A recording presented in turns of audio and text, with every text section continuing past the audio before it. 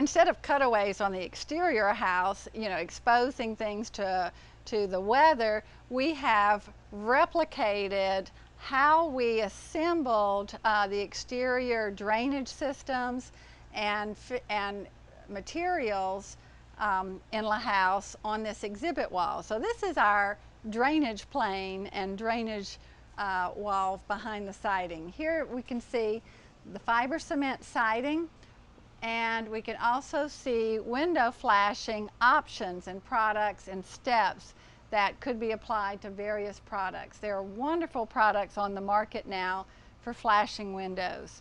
Windows are the vulnerable spot. There are two kinds of windows, those that leak and those that will leak in the future. And when they do, generally moisture is coming down at the corners and causes rot, attracts termites, lots of structural issues. So what's very important, it is common these days to wrap the house with a house wrap, but the technique is not always there. Everything must be shingle fashion, everything. So the layering of the house wrap, the overlaps should all be shingle fashion. We recommend cap nails, it'll be less likely to tear. And if you tape the seams, that creates an air barrier as well as a more durable application. But in doing so, you generally cut the house wrap in the shape of an upside down martini glass and then slits, and you fold this slit up and you fold everything else in, but you're not done. You need a sill flashing. Here are two really interesting, very fast and easy and very effective sill flashing products. This is a flashing system that has foam underneath, so it creates a built-in back dam, a wicking material that pulls and evacuates moisture and leaks that may occur with a window. Combined with a corner guard, it provides complete protection to this corner, and it's integrated with the house wrap shingle fashion. Here is another option, a flexible type of house wrap that forms to the corner, so it provides complete corner protection as well. And there are others on the market also. So after the house wrap's folded in, the sill flashing, the corner guard's in place, the top flap is up, windows with a flange are set in place, then you tape over the flange with adhesive flashing, adhesive tape. Then you tape the top flange, then bring this flap down, again shingle fashion. Tape the edge. Do not tape the bottom flange, because when the window leaks, where do you want the water to go? You want it to drain out, not to the inside. Homeowners don't like that, water on the inside.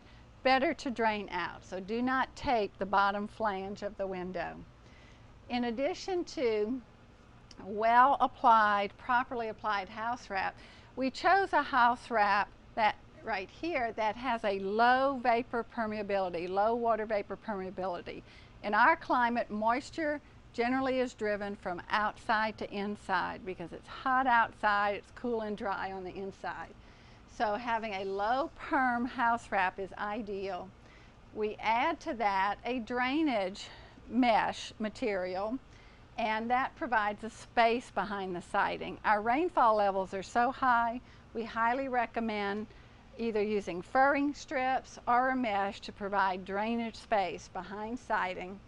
And you do not caulk the horizontal seams, but you can caulk the vertical seams or flash behind them. Notice the starter strip at the bottom of the fiber cement is not a piece of wood that will decay from all that moisture. It is either a plastic piece or another fiber cement piece to start that.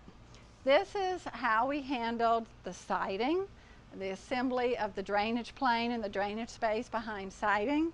And behind the brick veneer, we used a different system. This is a foil-faced foam insulation, and where we have 2x4 construction, we like to have more R value, so this would be a great choice behind brick veneer. The foam adds more insulation, and the foil creates multiple benefits. It forms our drainage plane without a house wrap if you take the seams. Then it also is an air barrier. On top of that, it forms a radiant barrier, rejecting some of the heat that's radiated by the bricks which get hot in the sun. Now bricks are wonderful. They're very durable, they're very low maintenance, but you know what they really are? Bricks are a sponge. They're a pretty sponge and a hard sponge, but they are a sponge. They soak up a great deal of water. Think about summertime. Rains every afternoon, the bricks soak up the water, then the sun comes out, heats them up. That drives moisture into the walls, into the house, and can cause problems. So that's why behind brick veneer, we recommend a very low permeability material, or even a vapor, at least a vapor retarder, even a vapor barrier is okay at that point, especially if it's a foil-faced foam. But that's not enough. Bricks, because moisture comes down, it needs to be able to drain. Bricks, generally brick veneer is, the codes require weep holes, but mortar is often squished so much behind the brick that 1 inch space fills with mortar, and then water can't get down to the weep holes. So we show 2 different systems here to catch the mortar droppings and protect the drainability of moisture out of the weep holes. One is this mesh that is kind of an inverted triangle, so it captures the mortar and allows moisture through. It also prevents critters from coming up behind there. And this is another product as well that can just be placed right in those weep holes that keeps bugs out, but also has a little shelf to catch the mortar droppings.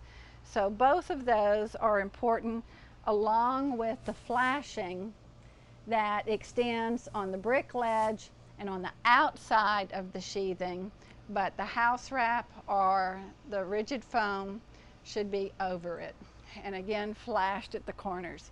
So both of these are very advantageous types of systems to protect from moisture, heat, and also provide an air barrier if you seal them at the top and the bottom.